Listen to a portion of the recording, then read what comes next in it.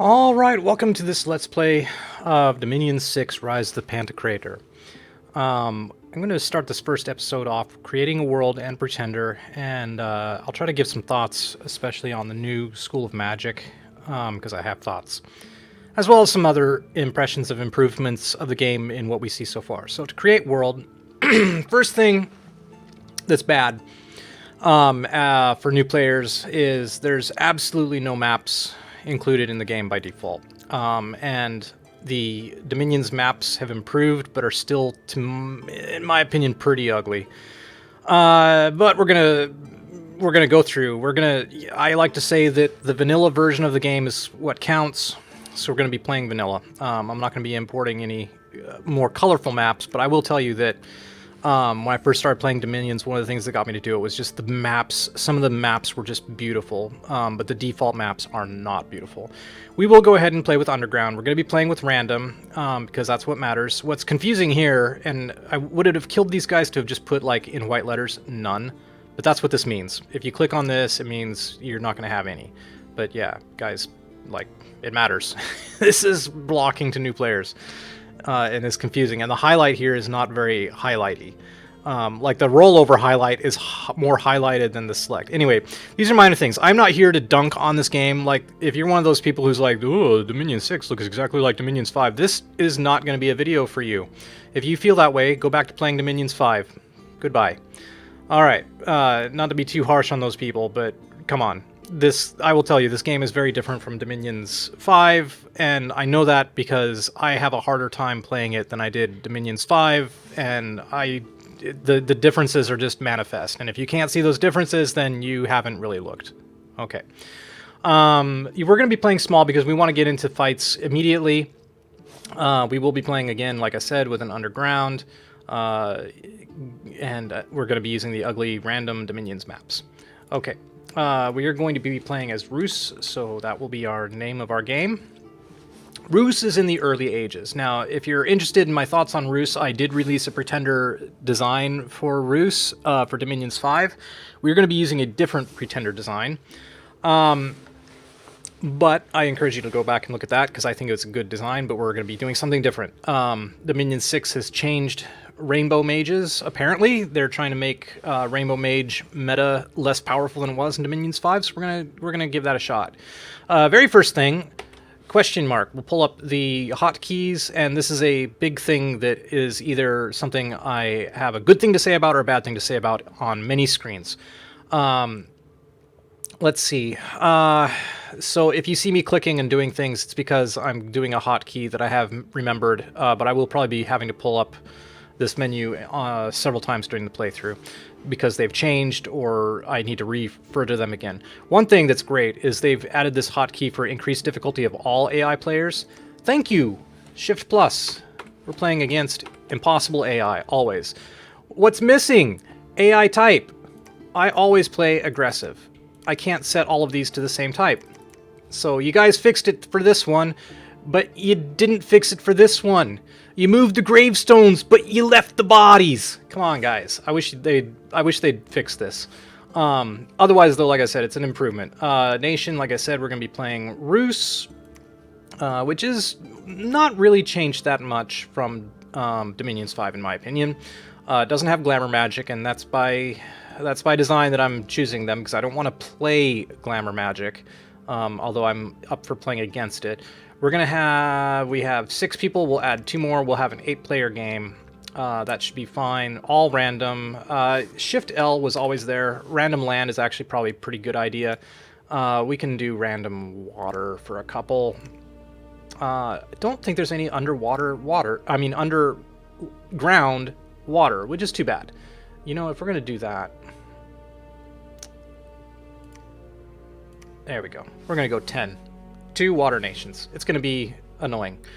Okay, and then the size of the map overall should be determined based on the number of players we have. Okay, we're just going to move forward there. Here's our units, Rus. I don't really want to go over these in detail. This is not a national overview video. You will see what these units do, but our main one is going to be this guy here, the Chud Skin Shifter. So he has 19 hit points, which is amazing for a human. And then he turns into a 40-plus hit point bear. And I just wanted to mention that because now when we go to our pretender design, oh, and look at that, they pulled up the right one immediately. It's going to have an impact on our pretender design. Okay, we are playing with this pretender, push tab, this should be on by default, whatever. We're going to be playing with the deities of the sun. Reduced by 20 points for this nation, great. So we can't add any bless effects except we have, what, 1 bless point? Well, here's one thing that's kind of annoying. We have 6 bless points at level 7, which gives us the ability to get our first bless, which I want, which is Fire Shield. The thing that's wonky, though, is I have 0 points, bless points left. If I go back down below it, like, this doesn't disappear. And then if I even want to go back up to positive, like, I could do that over here. But 3 fire doesn't meet the requirements here. It's kind of wonky. I think they have room for improvement here on the AI, on the UI. Anyway, we're going way up in fire, not to there, but up to here. And 7, we want regeneration. Regeneration requires nature 7, so we need to go to nature 7, and then we can add regeneration. This basically gives us everything we need. We are at 8 fire because we need the extra bless points to get to regeneration. We started out with 2. And just because you start out with fire 2 doesn't mean that you actually get 2 bless points. Let's do this again. Right? So, oh no, it does. We do get 1 bless point. Okay, I'm... At 6 you get 5. At 7 you get 6. But at 7, and we need 7. Okay, so that's why it's a little... No, Fire Shield requires 6 and Fire 6. So that's 6 bless points used up there. And yet... Oh, because the first fire... Yeah, you gotta get the Fire 7 because Fire 1 doesn't give you any bless points. Okay, there we go. And then this got to go to 7 as well to get regeneration. And then... The reason we're doing regeneration is because of the hit points on our base unit. There is a different bless effect for regeneration that I want to talk about real quick. On blood, and that is the enchanted blood. Maybe it's not quite as great as I think, but for human units, I think enchanted blood is pretty good. It's 4 bless points versus well, you know, I don't know. Regeneration is 7. It's kind of equivalent. I was going to say for 10% regeneration on a 10 hit point human, it costs. You know, this is costing, what, how many points again? Like 7? I guess it's twice as good as the blood version. Yeah, okay. You've convinced me. Even for humans, it's probably better to... You get probably better bang for your buck taking regeneration instead of blood surge, since... Or not, enchanted blood, since this is only 0.5 HP. But the thing is, though, it is a flat 0.5 HP, which means for even smaller units, like, okay, let's say you were playing Vettiheim or something... This makes way more sense, I think, because 10% of... Well, Vettiheim actually have over 10 hit points too, don't they? Let's pretend that you have a sacred unit that only has 5 hit points. Then this is a better bang for your buck, I think. Anyway, it also has, you know, the magic resistance, and the profuse bleeding is a nice icing on the cake. Okay, anyway, that's one thing I wanted to talk about. But we're not doing blood for regeneration. We're doing regeneration for regeneration. We're going to go -2. We're going to be an Awake Pretender. We're going to go up to Cold 3. We'll take 1 level of growth. Our units do not require hardly any resources, so we do not care about resources on productivity. We'll take 2 Sloth. Growth is not as powerful as it was, but on the other hand, I found in early age, especially, that I didn't care for growth that much because early age, your only really profitable provinces tended to be capitals. If you were lucky, you would find like another province that had like enough population to give you 100 income in early age, that is. They seem to have buffed the population and the income potential on at least the auto-generated maps for Dominions. So growth is probably better in that sense, but it's weaker in that like the higher your population... Oh, my cat wants out, and she doesn't understand. It's too cold. It's too cold. We're not going out, okay? It is absolutely freezing. Thank you for playing. You may stay indoors. All right.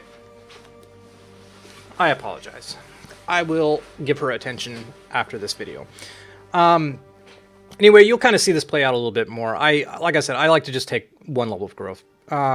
With Misfortune, I'm going to take a negative on that one too, and counteract it with Order Turmoil. One of the reasons is that with Rus, I can get Firebirds. We're going to want to get those right away, and they will increase the positive events in certain provinces, and the most important provinces, again, are going to be the high population provinces. So the rest of the provinces, if they have some misfortune, that's okay, in my opinion. Not as okay as it was in Dominions 5 early age, but still. That gives us a bunch of extra holy points. Let's see. I'm gonna splurge and take more fire to get, because more fire. For one reason, because all of our guys have fire shield, and I'm going to be using this pretender for expansion, and the higher your fire, the higher the fire shield. Fire shield is 7 AP.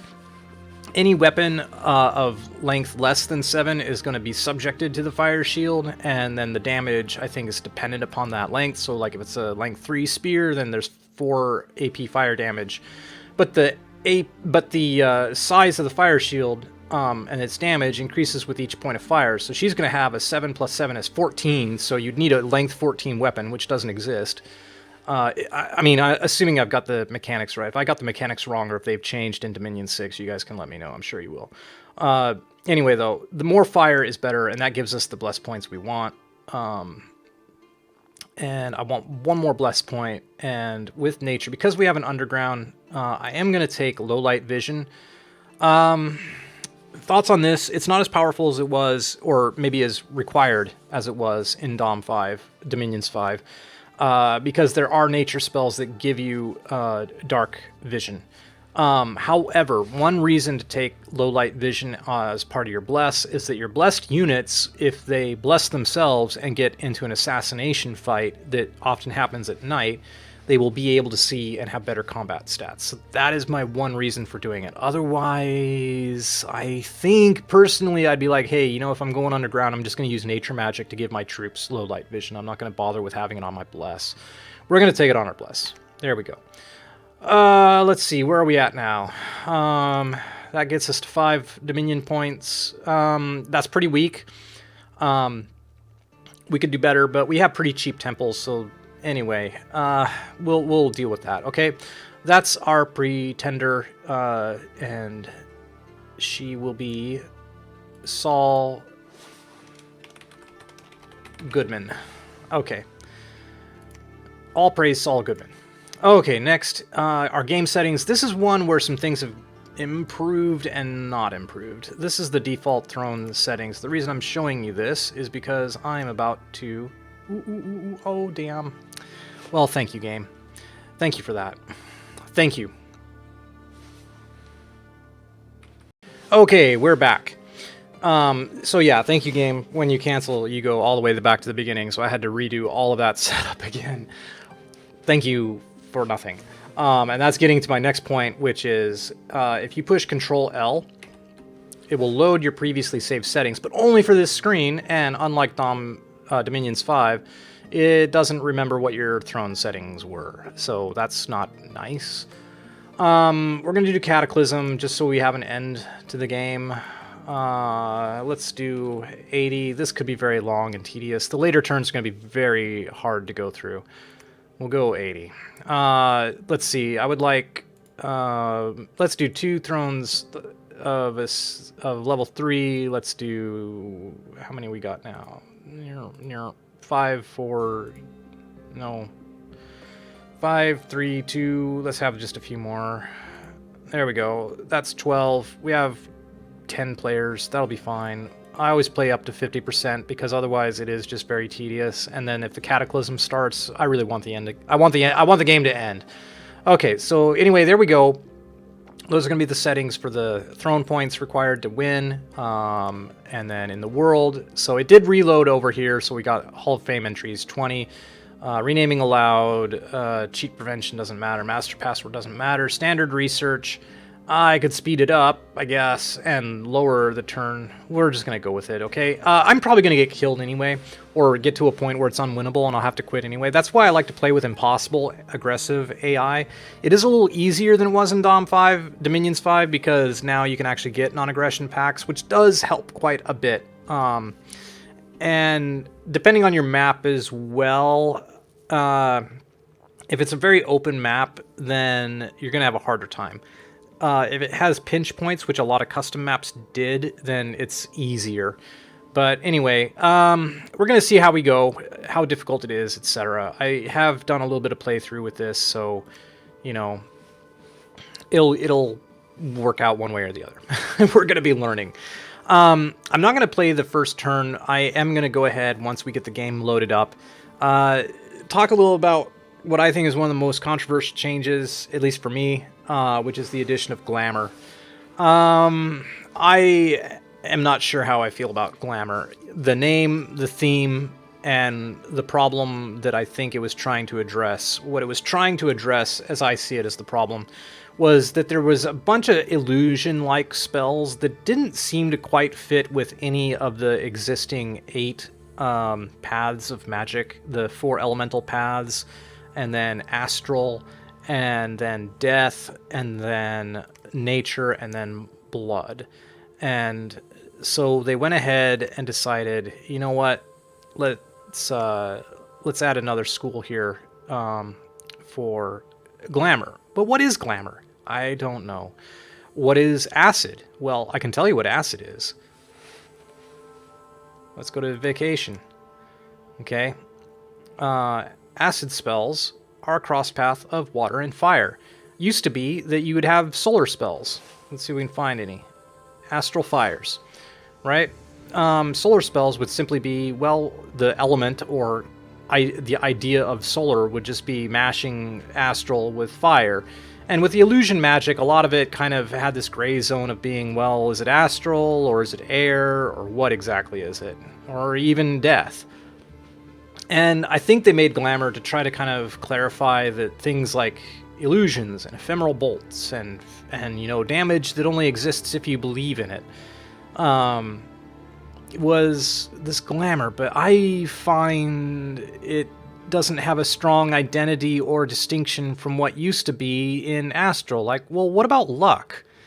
You could tell me that, like, Glamour is illusion magic, but if that's the case, then why didn't they just add illusion as one of the schools of magic? Right? It feels weird to me, guys. You know, like, but then what would it be if it's maybe, okay, we don't call it illusion magic, maybe we want the element to be light, you know, because it bends light rays and makes these blurred images and mirror images. Okay, but then sun magic already had a precedent for being fire and astral, if not just astral, right? But then there's things that don't even still make sense to me, like there's twilight, which affects the day, right? So now it's darker at night, right? Twilight, it shrouds the battlefield in twilight. Okay, so twilight is a Glamour spell now. Okay, what about darkness is a death spell? So make it make sense to me, guys. Why is darkness still death, but twilight is now Glamour? You see where I'm getting here is that it's not that I'm totally against the idea of adding and trying to solve this problem, but I also just feel like, okay, well, so you've solved Glamour now, well then, what about sun magic? Is it still a cross path of fire and astral, or does it need to have its own element now that's similarly as kind of vague and undistinguished as Glamour? What about acid? You know, do we need an element for acid now instead of calling fire and water? I mean, geyser makes sense, it's hot water, but acid? Like, acid is purple damage, but it comes from fire and water. Do we need an acid element now on top of the other 4? It feels bad to me. We're going to give it a go. Like I said, I'm glad that they've tried something different, but I also am just kind of like, I don't know if this was the right solution to the problem or the weird thematicness, because you still have cross paths that seem to fall into like nether, like negative energy plane or something. Anyway, I'm not going to dwell on it too much more. I'm putting it at the end of this first video because any and all of you can skip it as quickly as you like. I think the true test of whether this fits or not is going to be how new players respond to it. So I'm kind of crusty. I still like the 8 magic paths from the original and thought they were eloquent, and even though there were some kind of odd places where it's like, well, is an illusion magic astral, or is it air, or is it both? You know, like those kinds of things. You know, like, well, what about Starfire's is astral, so it seems to still be a light magic? Anyway. But I think the impression it makes on new players is going to be kind of the determining factor. Like, if a new player steps into this game and it just feels like instantly that, oh yeah, Glamour makes perfect sense, then it is probably just me being a little clingy to the old way of doing things, and what I felt was the eloquence of the original paths of magic. I can't pull them up easily here. You know, where it was the 4 wizardry schools, which were elements, and the 4 sorcery schools, which was astral, nature, death, and blood. I don't know. Share your thoughts if you like. We're going to come back in the next episode and start our turn. Thanks for watching. I will see you then. Until then, bye-bye.